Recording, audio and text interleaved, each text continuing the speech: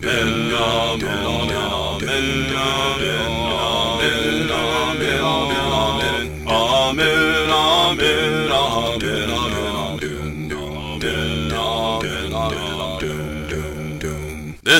is Jason Reed Pratt, author of Cry of Justice. Have you ever wanted to teach your brother and nieces how to play Lance Hill's board game Kings of Israel, published by Funhill Games, and apparently in Israel by Game Night, that you gave them like 2 Christmases ago, but which they've barely touched yet except to somehow chew up the cards already, perhaps because of the dog? Me too! Fortunately, I happen to own the very nice Windows computer adaptation, also published by Funhill Games, which can be bought on Steam from the link that I'll eventually post in my video description somewhere. So I'll be using that to illustrate what's going on as I play through a sample game using 2 random prophets to whom I'll assign my nieces as guardian angels, I guess, or something. The game can be scaled up to 4 players or down to 1 player, both of which change the rules a bit, but I'm assuming 2 nieces here. Y'all have instructions, so you and or your dad and or your mom can look up how to adjust the rules for more or less people. I'll still cover most of the scaling principles as I go along. It's important to understand that Kings of Israel, which I may or may not call Koi here on out because that sounds hilarious, is a cooperative game. That means whoever is playing will win or lose together. It also means that if only one person is playing, you can still play multiple pieces, like I'll be doing. It also means that this game is stone cold hard, like most co-op games. It's also stone cold hard because historically the prophets calling for ethical reform in the northern kingdom of Israel, where this game takes place, totally failed, and the northern 10 tribes got steamrolled by the Assyrians and dispersed into the first diaspora. The southern kingdom of Judah, plus the tribe of Benjamin, didn't learn the object lesson and got curb stomped themselves a few generations later.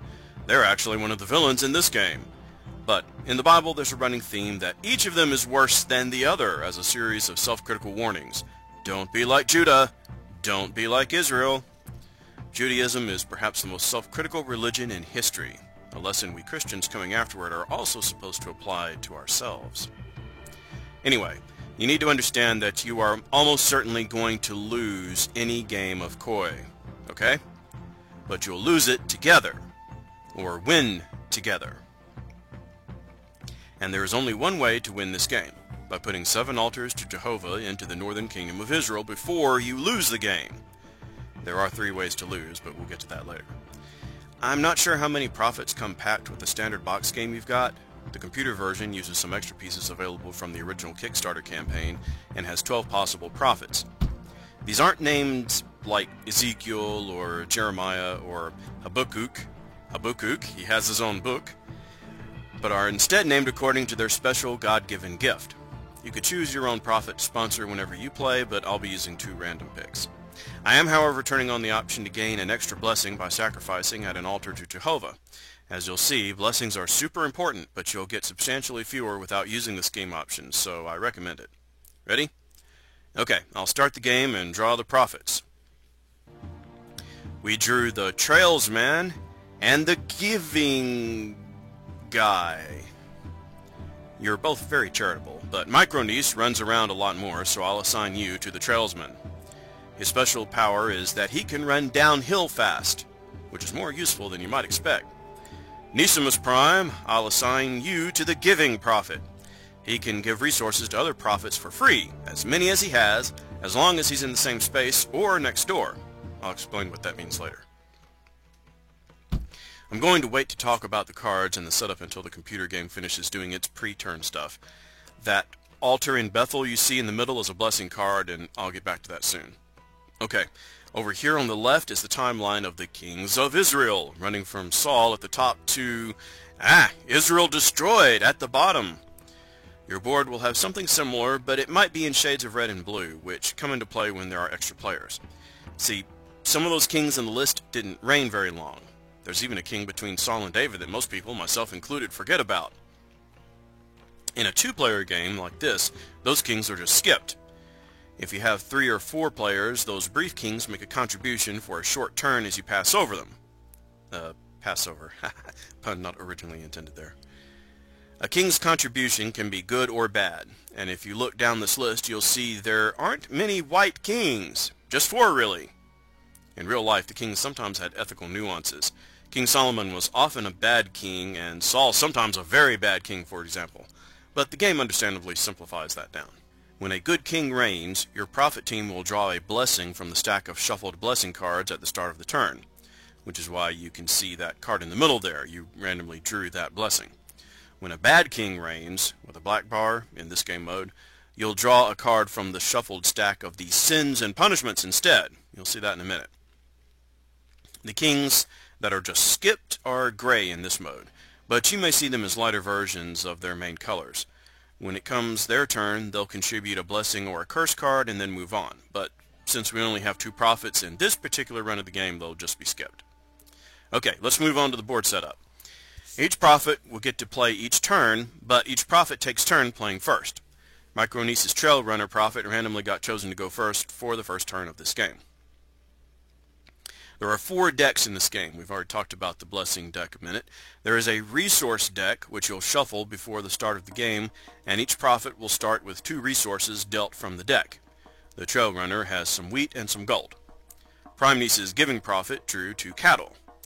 Normally a prophet can carry no more than 6 resources at a time, but some cards can change that during the game, temporarily or permanently.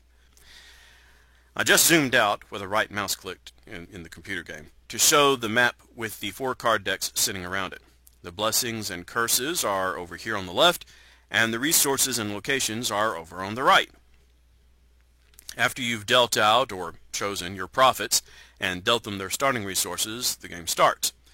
But the first turn is a little different than other turns.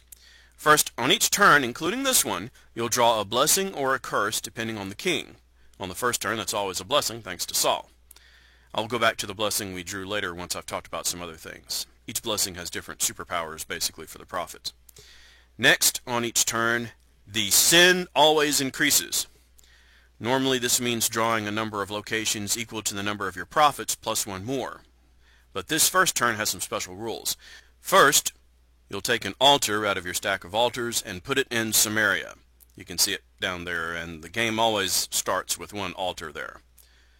Ask me sometime what this represents historically. It's a little long to explain for this video. This altar isn't actually sin. It's a good thing, an altar to Jehovah. You actually have to put all 7 altars out on the board to win. That's the only way to win. And you start with this one, so you only have 6 more to go. They can also be destroyed by events, though, and put back into the stack. Okay, you need to take all of the location cards, the cards with location marked on the back of them, and they all have nations or towns on them, and shuffle them together. And during this first turn, if you draw one of the 2 As It Will Be location cards with a sneaky looking viper on it, just ignore them. Alright, now start drawing until you get a city, not one of the surrounding nations. They have the red borders and the faces. And place your first prophet there. Do the same with each remaining prophet. Then it's finally time for sin! You're going to start drawing location cards to put sin markers. In your box game, I think those are little black cubes. Here in the computer game, they're circling storm clouds. You'll place 1 sin cube per the number of prophets, 2 in this case, and then always 2 more single cubes. If you draw a nation, you'll put a single sin cube on each city connected to that nation by the little arrows going out from the nation. Some go to 2 cities, a few go to 1 city. Now, if any city ever gets 3 sin clouds, you'll immediately put a pagan idol there, including right now. If a city with an idol ever gets a new sin cloud, it will immediately send 1 more sin cloud down the road to each city connected to it by roads. This, by the way, is going to happen all throughout the game, every time sin clouds are added to the map, which will happen at least once each turn. You're always going to have at least 3 sins go out every turn. Then you'll draw another set of locations equal to the number of prophets, 2 again in this case, and put 2 sin cubes in those locations. This is for the start of the game. And if you draw a nation, that's 2 cubes for each city it points to. Then you'll always draw 1 more location for a final pair of cubes. Last, you're going to draw 2 more locations, ignoring any nations. These cities each get 1 idol. If a city already has an idol, you can draw again for more difficulty, because a city can't have more than 1 idol. Or you can skip it if you want the game to be a little easier. Basically, you're always going to have at least as many idols to start on the map as you have prophets on your team, maybe more. After all that, you'll shuffle all the location cards back together, including any as-it-will-be snaky location cards that you've already drawn. Each location has 2 or 3 cards in the deck, and hereafter, whenever you draw an as-it-will-be, the thing with the snake, as a location card, you'll remove that from the game and reshuffle all your discarded locations back into the deck. That's the setup for each game. The computer has already done all this automatically, so I can't show you manually what you're doing, but you'll be doing it manually on the board. Once the bless or curse is dealt out, sometimes resolving an event, and once the sin has been spawned, which hereafter will typically mean drawing location cards up to the number of your prophets plus 1 and placing 1 sin cube in each location according to the spawning rules, then it's time for your prophets to act. Each prophet usually gets 4 action cards each turn, although card events can change that. Most actions spend 1 action point. Usually walking somewhere takes 1 point, for example, from one city to the next city. Prophets never go into the surrounding nations, including Judah, for this game. These little animated ships on the map show sea routes where a prophet can usually spend 1 point moving to the connected cities, skipping over the town in between. Card events can affect this too, and one prophet is a seafarer, so gets to do this for free, but y'all didn't draw him in this game. Micronese drew the Trail Runner. Remember when I said his special power was to run downhill fast? That means if he's in a mountain town, like where he's randomly starting, Mount Tabor, he can move to the next town for free without spending a point. Each prophet can also move in a caravan 2 or 3 towns away along the roads. In the computer game, that's the button with the camel. This costs an action point plus also either 1 cow or 1 bushel of grain. You're paying the caravan to take you along. Micronese's Trail Runner can also use the caravan for no action if he's going down from a mountain, but it still costs the resource. All other basic actions cost 1 point, except for busting up an idol, which costs 2 points. Again, card events can change that, and some prophets get special abilities for free. Prime Nice's Giver, as I noted before, can give any or all of his resources to another prophet, up to however many empty slots that prophet has, without spending an action point. And also he can do this up to 1 city away. Usually prophets spend an action point to give a resource to another prophet, and they have to be in the same city. Any prophet can do that, but the Giver can give his stuff for free up to 1 city away. So I've already talked about how to win. You've got to put down 5 altars in the land, plus 1 more altar for each prophet, 7 total in this case. And if any get destroyed, you put down some more. It doesn't matter where, but you can only put 1 per town. You can lose, and will eventually lose, any of 3 ways. First, you can run out of time.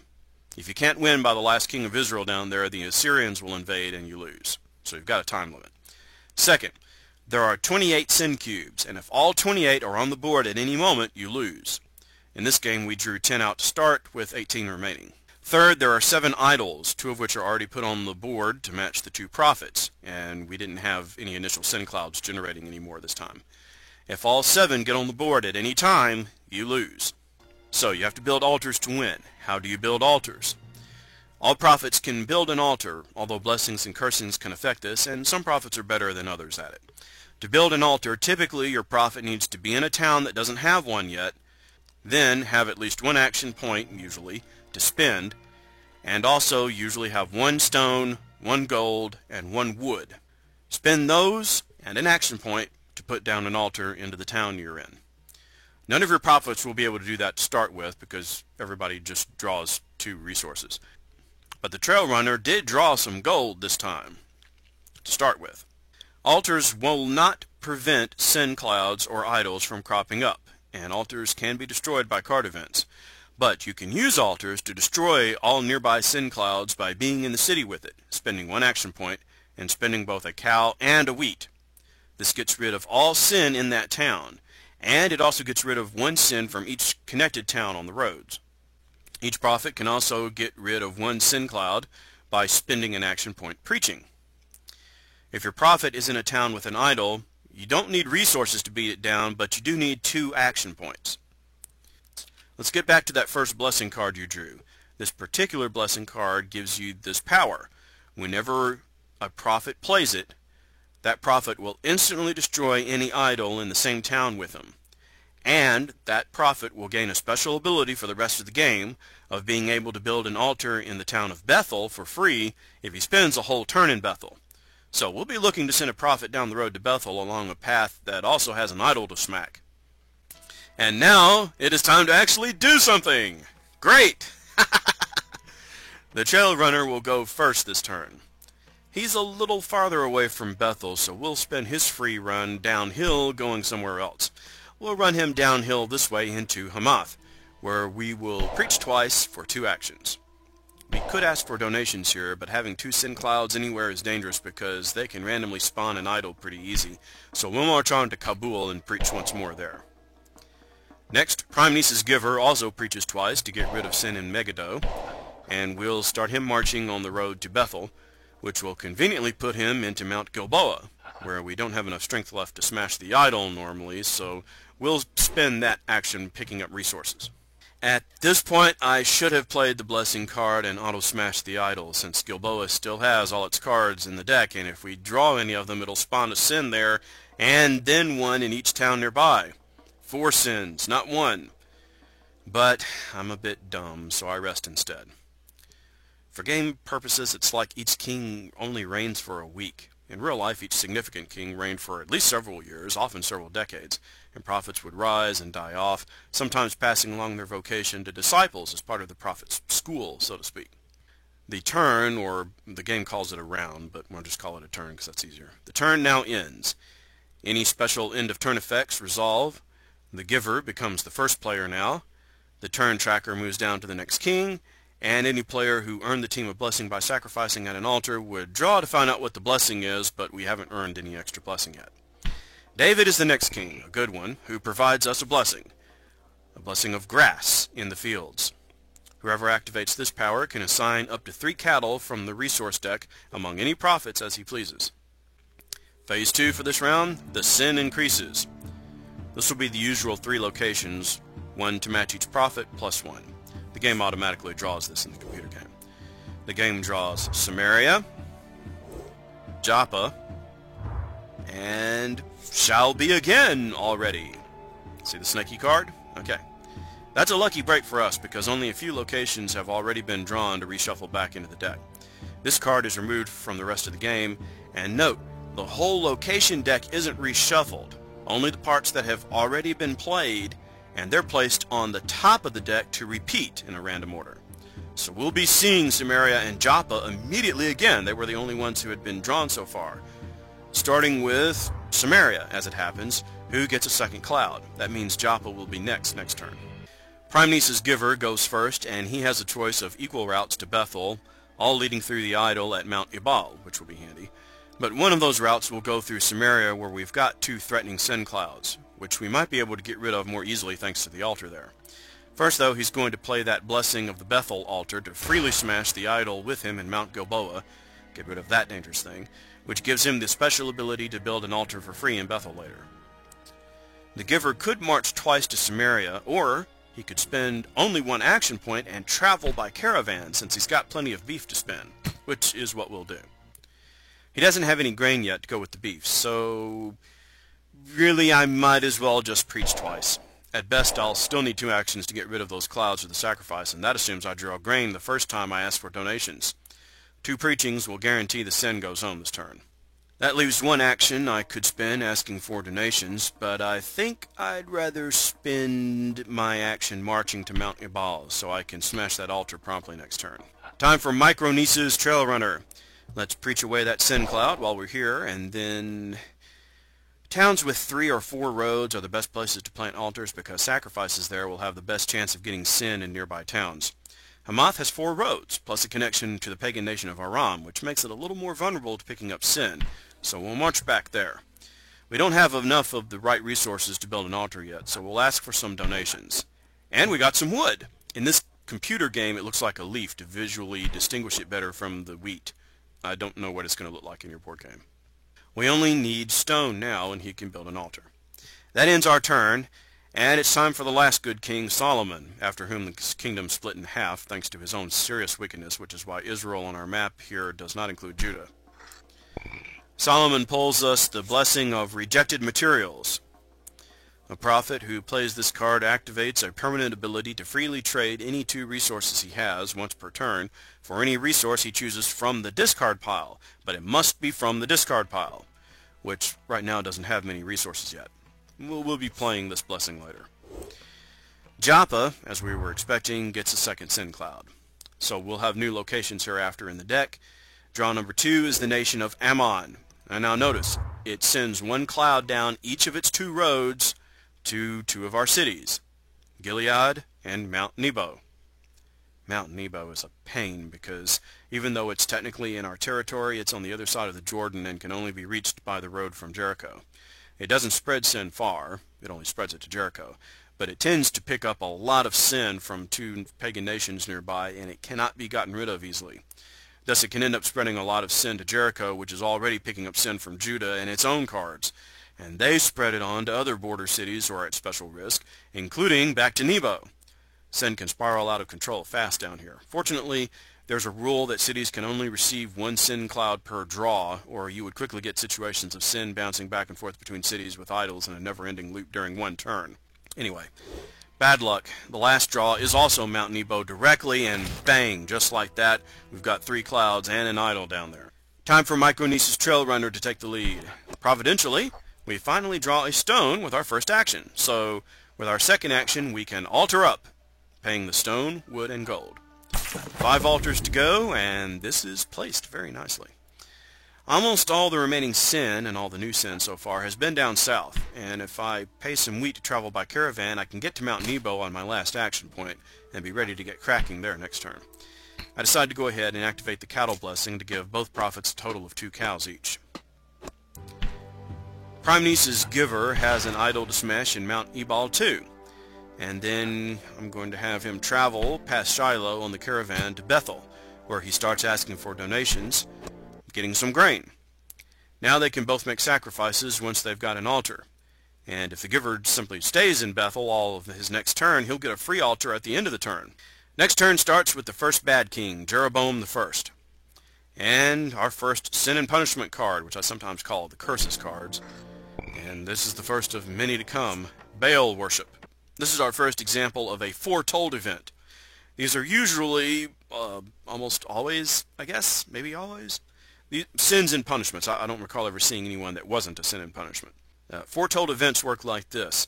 You set them aside and then you start drawing, you'll have to draw another sin and punishment. And once you have drawn 2 sins and punishment, this thing will trigger. And it will take the place of a sin and punishment draw. In this case, the effect will be that Joppa and Mount Nebo will each receive 1 idol. If those towns have any cards in the location discards, which they do, they're also removed so that they won't be reshuffled back into the deck again.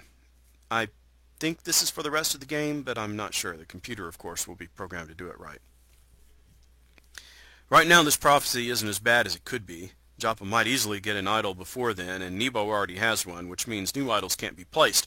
And meanwhile, their cards have just been removed from the decks, so we don't have to worry about reshuffling them with a serpent card. I just have to be not dumb, and be patient about leaving the idols alone until the event triggers. After a foretold event is drawn, a new curse is always drawn. Foretold events can stack up like this and even trigger, of course. And we've got... ouch, we lost the Ark of the Covenant. Shiloh instantly receives 2 sin cubes. Any altar to Jehovah in Shiloh is destroyed. Fortunately, we didn't have an altar there yet to be destroyed. But that isn't all. Sin also spreads from Philistia, because they're who raided into Israel, reaching as far as Shiloh to steal the Ark. In the Bible, this doesn't work out so well for them, but in this game, we won't be getting it back with the Philistines crippled for taking it. Fortunately, Philistia, unlike other nations, can only spread sin to 1 city. Unfortunately, that city is Joppa, who already has 2 sin clouds. Bang! Just like that, another idol pops out. But as long as I'm smart and patient and leave Nebo and Joppa's idols alone until the end of next turn, I won't waste effort by smashing them sooner. We still haven't drawn sin for this turn, and we've already added 3 clouds to the map. Eek! Both cards are Moab, which can only send clouds to Nebo. But they've already got an idol there and 3 clouds, so they keep stacking up clouds, and each new one on top of its idol sends an extra cloud to Jericho, which now has 2 clouds.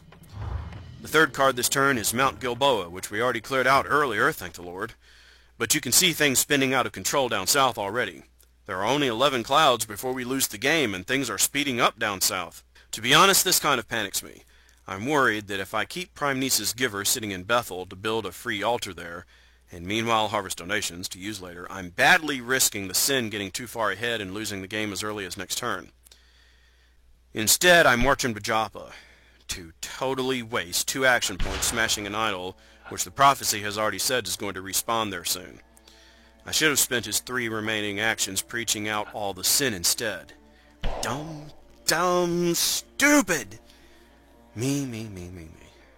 Now, next turn the idol will come back, if it doesn't show up sooner, and there are still 2 sin clouds remaining. I do have enough sense to realize I made a serious strategic and tactical error there. This might even be what loses us the game. So when Myconice's Trail Runner activates, I just preach out 4 sins, and then run him downhill for free to Jericho, where he can work on that sin next turn. Since Jericho is a border town with 3 roads, I decide I should focus on putting an altar here, and so I activate the Rejected Materials Blessing, so that the Trail Runner can trade 2 resources of my choice for the start of some altar material from the discards. He'll have this ability now for the rest of the game. Turn 5, Baasha comes to the Northern Throne, and oh great, another foretold event. At least we can plan for these, but the Brimstone and Fire event is basically a later version of Sodom and Gomorrah. Anyway, in this game, after 2 more curse cards, a location with the total most sin cards will be destroyed, along with any altars I've put there. Any sin and idol pieces already in the city, when it's destroyed, will be locked down too, permanently on the map. We won't be able to get rid of them. And new sin clouds can keep being added there. The card seems to suggest new idols can be created there too, but as we'll see later, because this does happen, the game doesn't seem to be adding any. Anyway, the space cannot be passed through again either, which can be a serious logistic problem. Now I'm sorry I spent Trail Runner's turn preaching all that sin away in Mount Nebo.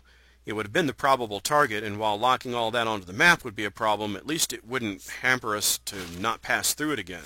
Drawing this card triggers the Baal Worship Prophecy rather than drawing a new card, and so the idol comes back to Joppa.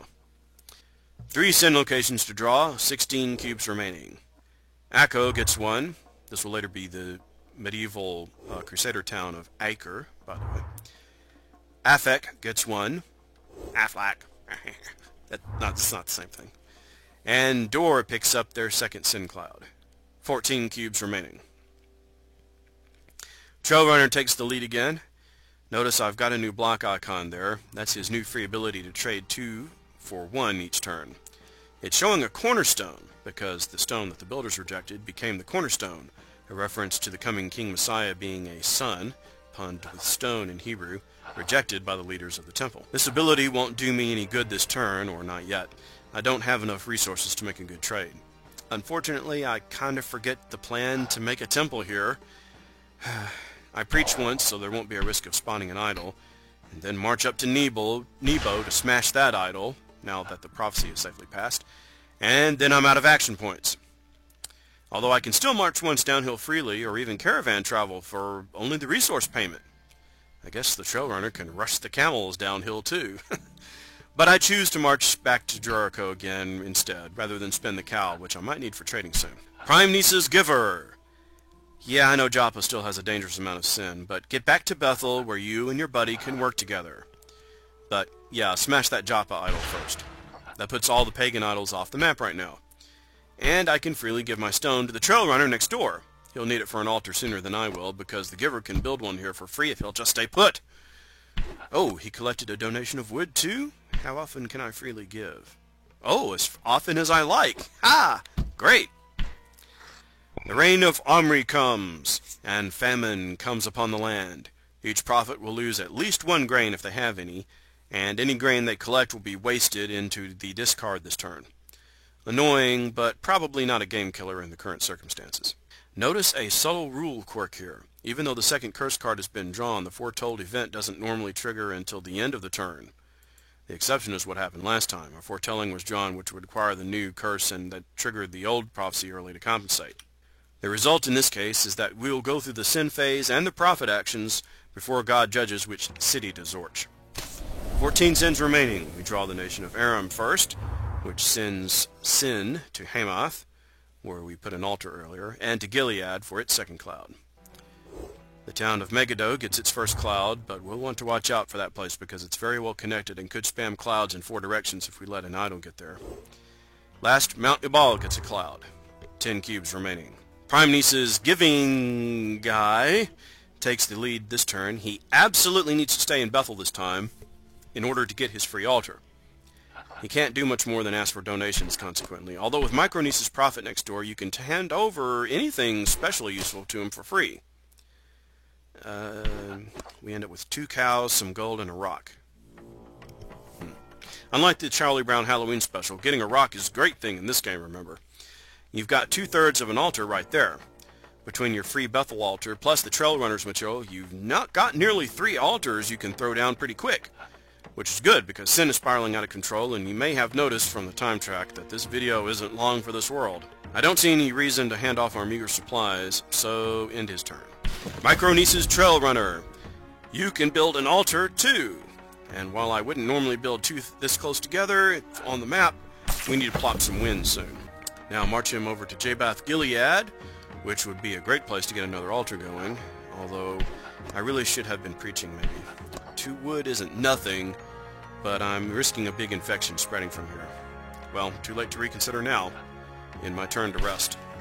I noticed that the prophecy of fire and brimstone actually triggers at the start of the next turn, Ahab's as it happens. He's the most famous bad king during this part of the Bible, so this seems appropriate. I don't know how your board game will randomly decide which of multiple cities gets affected if more than one has the same number of sin clouds. Lots of places on the map have 2 clouds right now, and no one has 3 or more. Presumably your instructions will tell you. The game randomly rolls a random number somehow and chooses Gilead, where the Trail Runner is standing. Ouch! He isn't hurt, but he'll have to move out next turn and no one can enter it again, ever, during this game. Its 2 sin clouds are locked onto the board now and cannot be removed. Could be worse. Notice the card text suggests that sin clouds and an altar can still congregate there, however. That could be disastrous, considering how many roads lead out of this place, and that 2 pagan nations influence. By the way, I noticed that no other sin and punishment card was drawn. This prophecy activated and took its place instead. That's fair. Keeps too many things from piling up at once. Well, here's a test. The first location drawn is Tirzah next door. It gets a 2nd cloud. And then the nation of Aram, which leads to the Zorcht town of Gilead. The computer counted 9 sin cubes remaining when Aram was pulled, and... okay, even though it only shows 1 cloud going over to Hamath, and doesn't show 1 going to Gilead, the cube count up there in the center of the top of the screen shows 2 having been placed. 9 minus 2 is 7. So, yep, Gilead got 1. I feel like the computer game should show this for clarity. Also, it doesn't really seem fair that they should get sin clouds or even idols, because the whole point to wiping out a town like this is nobody remains there to do any sinning. However, the rule seems to be misfiring on this computer game because Gilead already had 2 sin clouds which didn't go away. We didn't preach them away when we got there.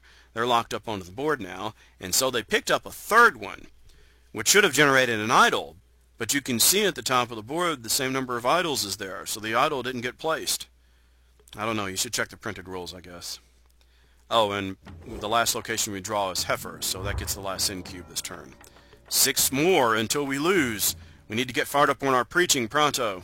Micronesis Trail Runner goes first this time, and being at ground 0 of a Zorch town, he has to move somewhere for his first action. But he has a cow, so he could travel by caravan 2 or 3 towns over. I decided I might need the cow for sacrificing later, and so I just step over to Tirzah to preach out those 2 clouds. Asking for donations, I get a 3rd bundle of wood. Somehow I should get that over to Nisimus Prime's giver. Whose turn it is? I'd really like some grain to do a sacrifice here, which would effectively remove 3 clouds from the board, 1 from each of the surrounding towns. Since I don't have one, though, I figure I ought to be moving toward the Trail Runner so we can combine our loot for another altar, and preach out some clouds in Shiloh while I'm going. Step up to Mount Ebal for my last action, and now I'm close enough to send gifts to the Trail Runner for free, so I send him my altar material. Next turn starts. Joram's rule. He's another bad king, so we get a sin card. Ignoring prophets. Yeek! Every location that has a prophet gets a sin cloud. That's at least 2 more on the board on top of whatever we draw in locations next, and we only have 10 cubes before we lose. Fortunately, Tirzah and Mount Ebal didn't have enough sin already there to plop idols or start a sin cascade. First location that we actually draw is Mount Tabor for 1 sin. Ouch, Hamath picks up its 3rd cloud and so builds an idol. And Phoenicia sends clouds to Kadesh and Akko, the 2nd cloud there. Only 4 more clouds until we lose. Prime Nice's Giver goes first this time.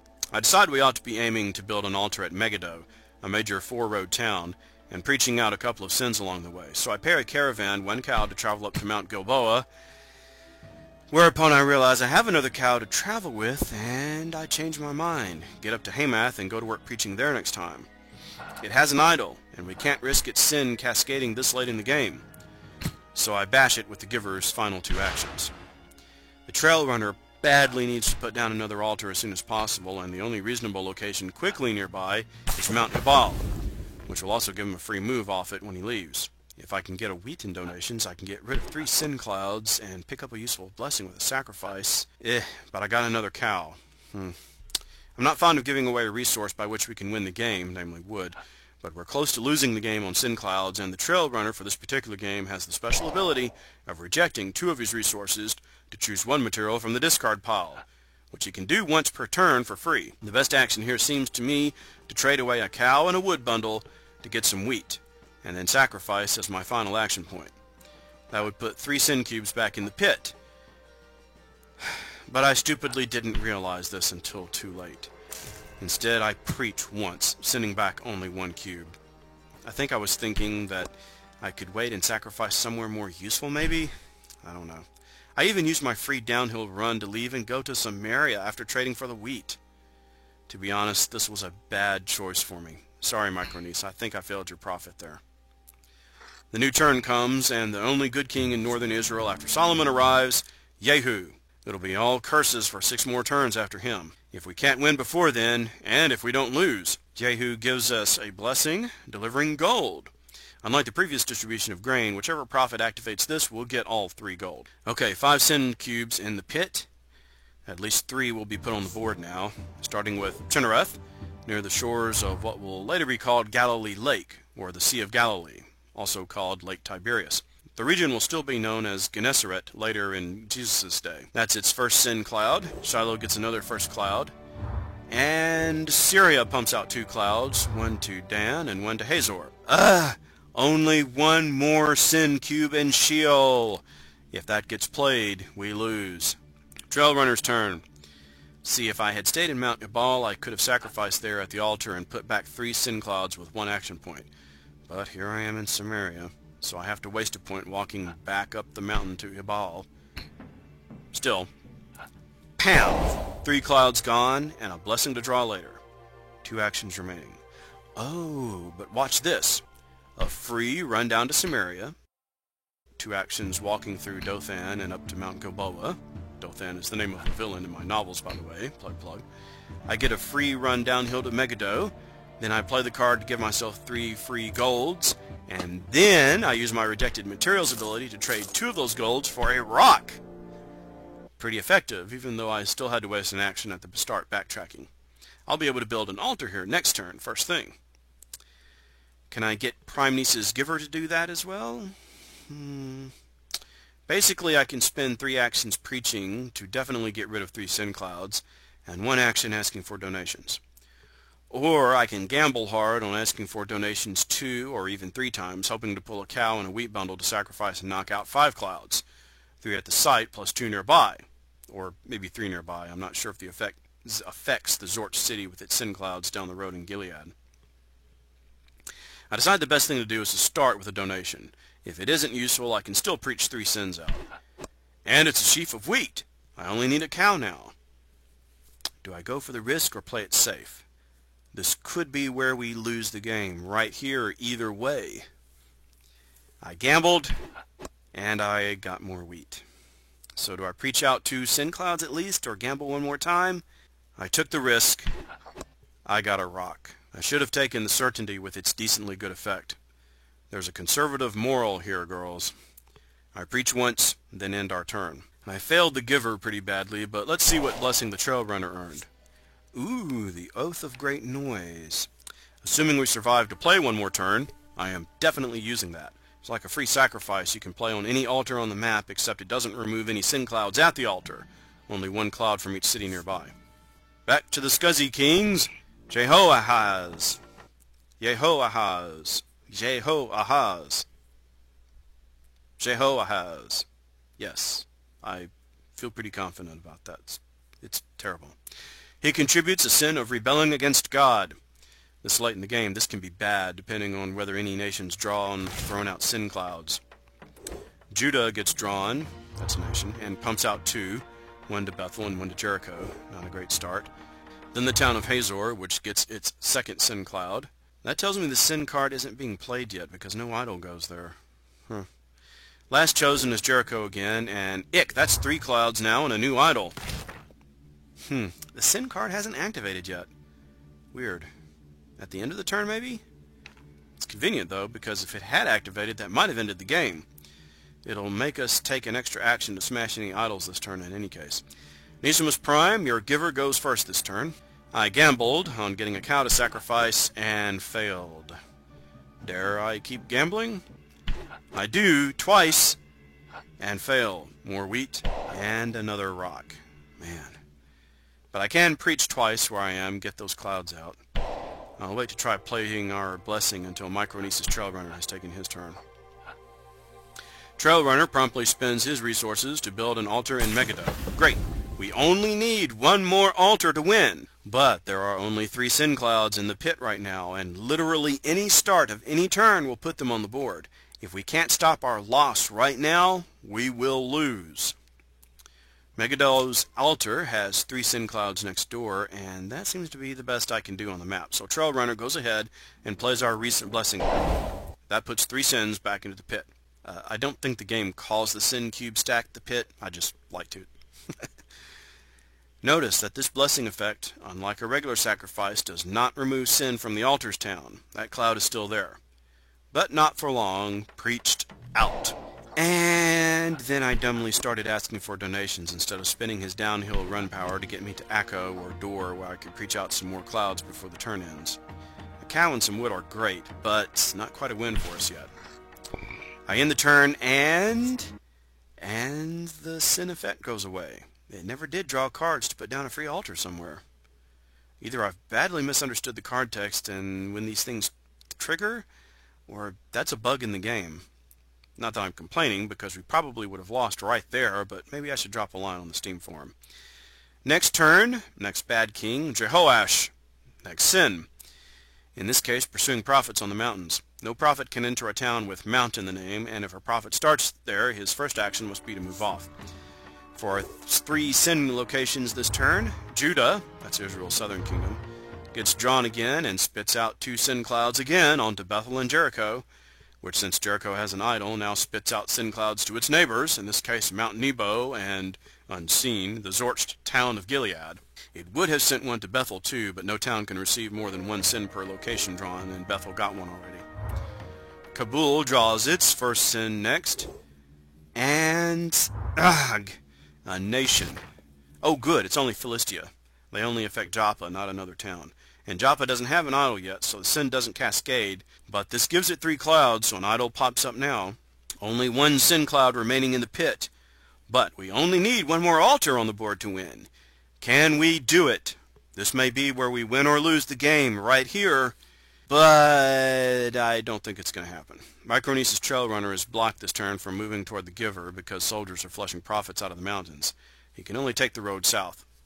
Rather than spend 2 action points to get there and then gamble that my 3rd action will draw grain for a sacrifice, which would be great, but still a big gamble late in the game, and I have learned my lesson. Instead, I pay a cow to a caravan to travel past Aphek to Joppa with 1 action. Here I have a couple of options. I can break the idol with 2 actions and then preach out a cloud with my last one, or I can preach out 3 clouds with 3 actions. I decide to bust the idol since if Joppa or Philistia is drawn again next turn, the sin will cascade off the idol to 3 towns and we'll probably lose. 1 idol and 1 sin go back to the pit. Primenesis Giver has some more travel options, but I really need to knock out 3 sins this turn, and there's no way to do that by normal methods. This is where I should have gambled on trying to pull a cow for a sacrifice. I might have knocked out 1 sin in each of Kabul, Chinnereth, and Jabesh Gilead that way. Instead, I spend one of my extra grains to travel to Kadesh and then north to Dan on the Syrian border in order to preach out 2 sins and then be ready to axe an idol next time. That's the end of the turn. We can't do anything else, and with only 4 sins left in the pit and a bad king drawing some kind of curse, things look awfully bleak. Jeroboam II comes to the throne and curses the land with stormy seas. No one can travel by boat, which right now I don't care about anyway, and more importantly, it will take an extra action to get any resource by normal means this turn. But we might not even get a turn. There are 3 locations to draw, and if even one of them is a double road nation or a town with an idol, we're going to lose. And Assyria gets drawn, so we are going to lose. 2 sins go out, one to Dan and one to Hazor for its 3rd cloud, and an idol pops up. Dan still has an idol, so it cascades a sin down the road to Kadesh. But that doesn't even matter. Assyria left 2 sins in the pit, and literally any of the next 2 card draws would empty it. As it happens, thanks to the idol, there's only 1 sin left instead, and that goes to Ammon, which spits 2 sin clouds out, one in Gilead, unseen, and one to Nebo, putting down a new idol in the process. Well, that's it. We lost Kings of Israel. Too much sin on the map. But we came close to winning, maybe still a turn or 2 away, with only 1 more altar to lay down. Hopefully, y'all and your dad, and or your mom, will find this video useful to learn the game, since I'm rarely down there to help teach how to play things, and when I'm there we're usually busy on something else, holidays or whatever. This is Jason Pratt, sometimes known as Saberman, wishing a good day and hugs to Bro, Izzy, and the Saber Nieces. Doom, doom, doom, doom, doom, doom, doom, doom. Amen, amen, amen, amen, amen.